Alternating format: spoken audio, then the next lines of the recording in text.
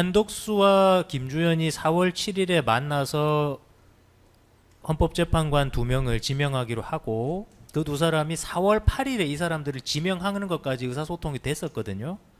그 피고인한테도 그런 내용이 보고가 됐을 텐데 피고인 입장에서는 너무 촉박하게 일을 진행한다라는 등 좀 브레이크를 걸어서 업무를 좀 충실하게 글쎄요, 수행할 수 있도록 할 수 없었습니까? 저는 인사 검증에 대해서는 모두에 여러 차례 말씀 올렸습니다만 인사 비서관으로부터 요약 보고만 받습니다.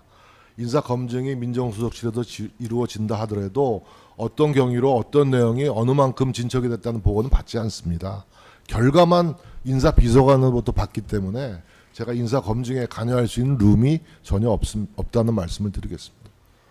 피고인은 공직자이자 인사위원회 위원장으로서 공무원의 성실 복무 의무 그리고 대통령실 직제, 대통령 비서실 직제 제6조 제1항에 따라서 인사 공정성을 확보해야 될 책무가 있는 사람이 맞죠?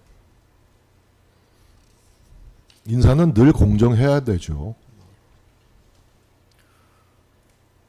54망입니다. 국가의 법령에 대한 심사와 국민의 기본권을 수호해야 하는 헌법재판관의 직무에 비추어 볼 때 차분히 좀 시간을 두고서 4월 8일이 아니라 최소한 그 이후 그 다음 주 국무회의에서라도 이걸 처리할 걸 예정하고 충분한 검증을 거쳐서 문제가 없는 훌륭한 법조인을 선별해서 재판관으로 지명하도록 지시할 수 있었지 않습니까?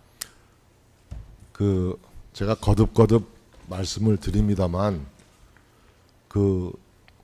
4월 8일 날 한덕수 대통령 권한 대행의 인사권 행사는 4월 4일 날 국가원수인 대통령이 완전히 그 직위를 실질적인 권능을 상실한 이후에 사실상 실질적인 대통령 헌법상의 권한을 행사하는 권한 대행으로서 행사한 인사권입니다. 그 인사권 행사로 인해서 지금 이 재판이 열리고 있는 것 아닙니까?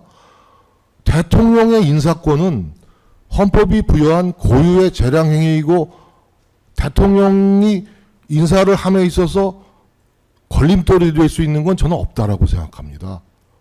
가사 인사검증이 빨리 됐거나 꼼꼼하게 되지 못했다 하더라도 대통령이 인사결심 당당 대통령이 인사권자로서 이 사람을 내일 모레 혹은 5시간 뒤에 인사하겠어 라고 하면 인사되는 겁니다. 그게 도대체 무슨 법률을 위반했다라고 말씀하시는지 잘 모르겠습니다. 저는 대통령의 인사 검증 문제로 인해서 고위공직자가 이렇게 재판정에 서는 것은 정부 수립 이후에 처음 있는 일이라고 들었습니다.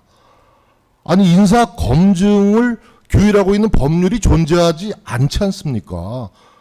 인사 검증을 위해서 정보 수집의 범위를 어디까지 해라? 언제까지 해라? 어떤 대상으로 해라? 어떤 절차를 거쳐라라고 규율하고 있는 어떠한 법률도 없습니다. 그러니까 인사 검증의 실무를 담당하고 있는 공직자들도 내가 하고 있는 일이 위법한 것인지 위법하지 아니한 것이 판단할 수 있는 기준이나 근거도 없습니다. 예측도 안 됩니다. 이 상황에 대해서 저는 외람되지만 저는 인사 검증의 문제는 정말 인사 검증을 꼼꼼히 해야 된다고 필요하다고 보면 이것은 입법의 문제로 다뤄야 될 문제지 이것이 무슨 형벌이나 재판의 문제로 다뤄야 될 사항은 아니라고 감히 생각합니다. 피고인 추가 질문 하나 하겠습니다. 지금 말씀이 대통령의 인사권을 보좌기관으로서 그걸 어떻게 대통령이 결심했으면 권한대행이 결심했으면 따라야지 거기에 어떻게 뭐라고 할까 제지를 하거나 뭐 할 수 있느냐 그런 취지신 거죠 지금 말씀이 맞습니까? 대통령의 인사권은 헌법이 부여한 포괄적인 재량행위로서 존중되어야 되고 어떠한 걸림돌도 없이 이루어져 왔다는 것이 대한민국의 역사라고 저는 생각합니다. 그 대통령의 비상계엄 권한도 헌법에 있고 대통령의 고유 권한이잖아요. 피고인께서 윤석열이 12.3 비상계엄 선포 전에 대통령이 그렇게 결심했음에도 불구하고 피고인 정말 열심히 말리셨지 않아요?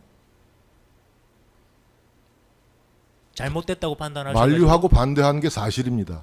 그때는 대통령 고유 권한인데 그렇게 본인 판단에 잘못됐다 생각하셔가지고 열심히 말렸다고 진술하셨으면서 대통령이 인사권 행사할 때 반나절 만에 인사권을 지금 인사 검증도 될 수 없는 시기에 하면은 조금 브레이크를 걸어서 시간을 가지고 좀 충실히 검토를 해봅시다. 사안이 중대하다. 뭐라든지 이런 조언하실 수 없었습니까?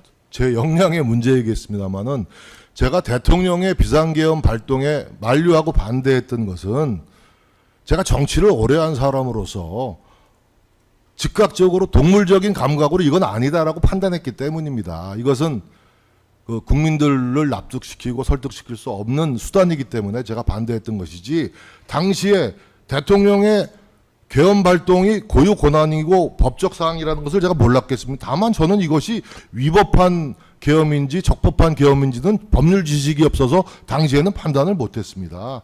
나중에 법률적인 판단이 받고 나서 저도 이해하기 시작한 것이지만, 그 현장에서는 제가 대통령의 그 계엄 권한이라는 것은 대통령의 법적 권한인 것이죠.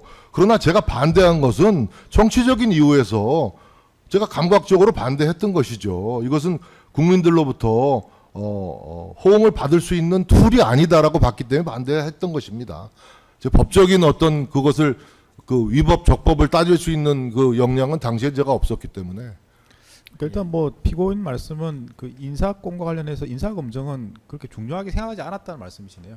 인사 권한의 존경하는 재판장님, 제가 공직 생활을 이제 정치를 제가 오래 했습니다만 정부에서 딱 두 차례 일을 했습니다.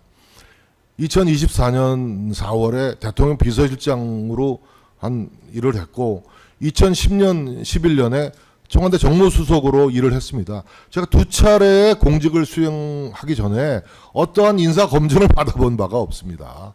인사 검증이라는 것은 이렇듯 대통령이 필요하면 지시해서 하는 것이고, 또 행정 관행적으로 대통령이 좋은 인사권을 행사하실 수 있도록 아래에서 보좌 기능은 작동돼야 되는 것인데, 대통령이 기본적으로 이 사람을 믿고 신뢰해서 인사권을 행사하겠다고 하면 인사 검증이라는 것은 중요치 않은 것이죠. 대통령의 결심이 중요한 것이라고 저는 생각합니다. 예, 일단 피고인 입장이 그렇다는 예. 것 같습니다. 일단 그렇게 정리하고 좀 쉬었다 하시죠. 시간이 좀 지나고. 저는 그래서 이 인사 검증이라는 것은 어떤 법률로 규율된 것이 아니고 오랜 행정 관행일 뿐이다라고 저는 그런 규정을 가지고 있습니다.